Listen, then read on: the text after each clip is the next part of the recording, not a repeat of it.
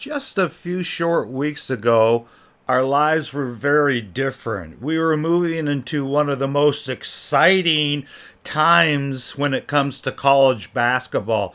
It's actually maybe an addiction for so many people. It was called madness, right? We were moving into March Madness. The football season had ended with the Super Bowl being played, and now we were moving into some final things when it came to other areas of sports, being that the pro basketball season was moving into its final weeks, moving towards playoffs. The pro hockey league was moving towards their playoffs and their Stanley Cup championship. We saw that the NASCAR race season had opened with the most probably famous race of all, the Daytona 500. And then we were anticipating spring, weren't we? We were looking forward to spring and nice weather and summer. And with that comes the summer pastime of professional baseball. Then bang, all of a sudden, all that changed. And we find ourselves living a life without any of those things and wondering how could we survive. And it reminded me of a statement that Paul makes, and I wanted to spend our time today just reading one verse, and it comes from a small little letter that Paul wrote to the church at Thessalonica. And in his first letter, as he's beginning to bring some concluding remarks as he's writing to these people that he loves, in chapter 4, verse 11, this is what Paul says. He says he's praying and he's concerned and he's desiring that they would aspire. In other words, that Paul asks and has really a thing in his heart that he desires, that they would lead a quiet life, to mind their own business, and to work with their hands. And I was thinking, up to this point in time, I would say we probably were maybe minding our own business. Certainly, we probably all were working with our own hands, but whether we were leading a quiet life or not, that might be a good question to look at. And I think that as Paul is sharing with his readers there, I look at my life, how all these things, all these attractions, whether it be some of the things we mentioned, or certainly maybe it's other things, going out to a restaurant on a regular occasion, having, again, certain gatherings that we look forward to and enjoy, the quiet life that Paul talks about here. I believe, and hopefully during this time, maybe it's even shown us personally, maybe it's even shown us as a church, maybe as a culture to a certain extent, the quiet life, certainly,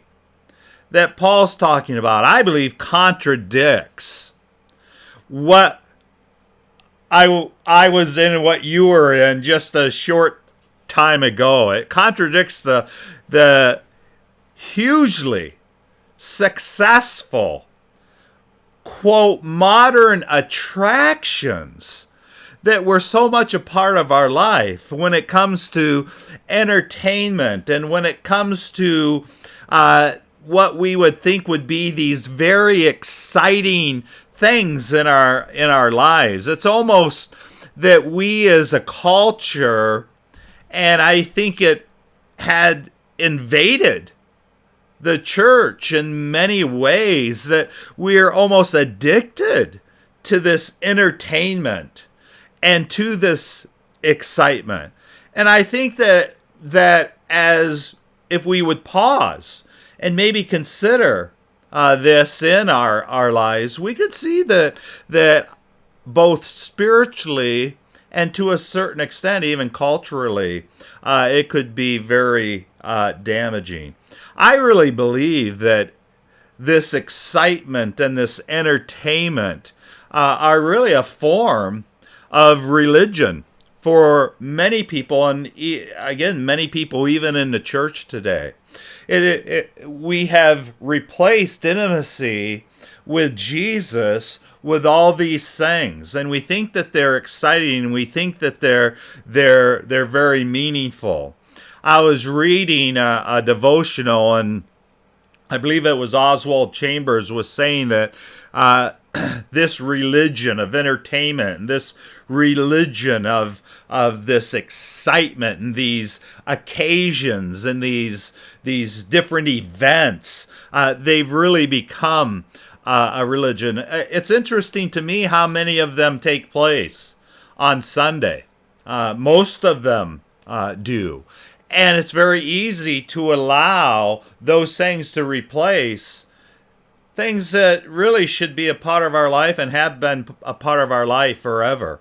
When it comes to a day of rest, and that day that we set aside to worship and to fellowship and to be in the Word of God. Well, this religion definitely has a God and itself. It definitely has priests.